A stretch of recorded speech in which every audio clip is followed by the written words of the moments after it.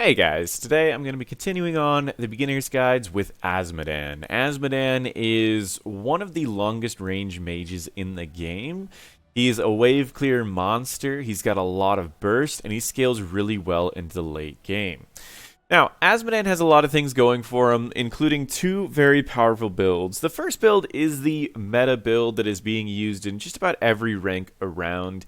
It allows you to stack quickly against heroes or against minions, as well as it's very powerful when you reach the late game, as you have this giant globe that just does 1,000 to 1,500 damage, blowing apart just about anyone that you hit.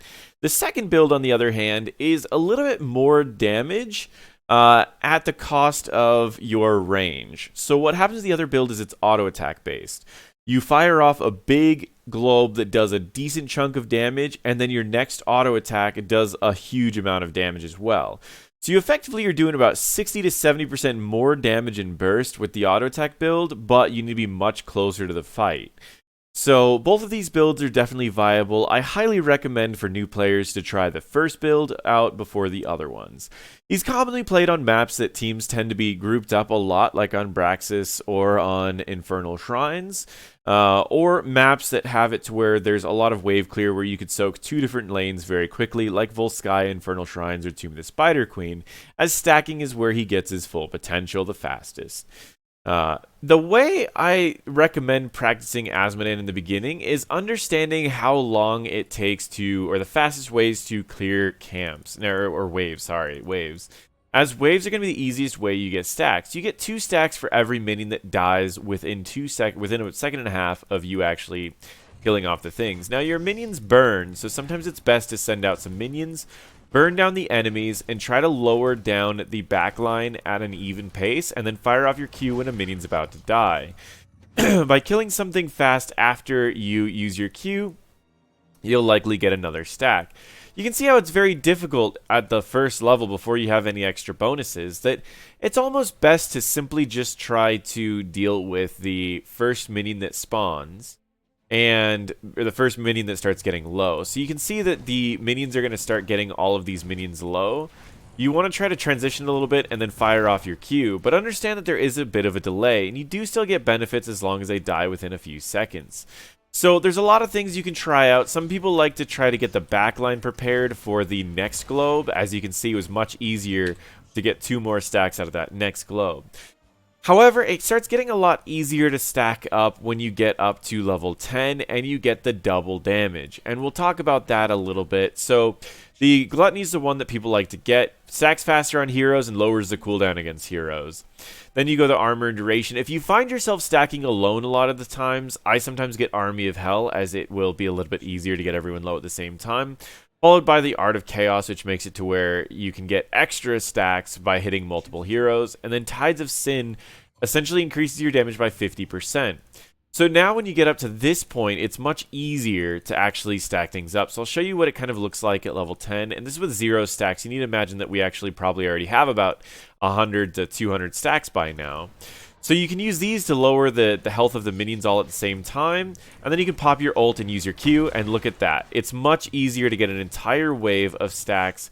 So we got all but 1 minion off of that entire wave by just hitting level 10. And most likely you're going to have already 200 stacks by now, or pretty close, which will mean that you'll be able to get wipe an entire wave without auto-attacking them like I did. So practicing the different amounts of annihilation before you get all of this done is also very important, because what will end up happening with him is if you do end up going this same build that I've been showing you, the one that I used, you'll see how scary this build can be in the late game, as you're going to be just melting down things. So we'll complete the quest really quick. Say you hit level 20, you pop your R and a Q. Look at how much damage you do to all of the enemies. That's 6,600 damage. That's 2,200 damage per enemy hit. Let's toggle cooldowns, pop an ult and a Q, and there you go. That comes out to be about 1,800 damage to the enemies.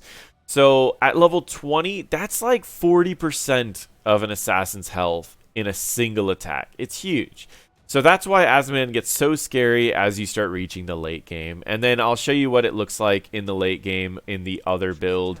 If you pick up Wrath into the same talents, into the Bombardment, followed by Tides of Sin, and onto the bonus onto Heroes, and then Blackpool. This is what it's going to look like if you're going the auto attack build instead. Right there. That's pretty much it. And again, you end up doing more damage. Oh, I didn't have my, hold on, complete quest. And let's toggle cooldowns for a second. So this is what it's going to look like. Use your R, that, and then you auto attack, and there you go. So it's going to be a lot more damage to targets, but at the cost of your range. Hopefully that tells you a little bit of how to play Azmodan.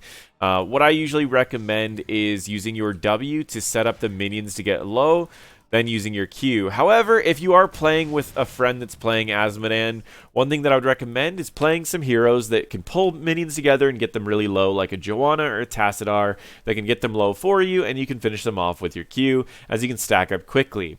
I told a lot of competitive teams, don't draft Azmodan unless you can get him over 200 stacks by level 10, and I think that you should try to shoot for that when you play by yourself as well. So those are the goals you should be trying to practice. Get up to 200 stacks before level 10, and if you can do that consistently, then you could definitely play Azmodan. Thank you so much for watching, and feel free to check out my other videos.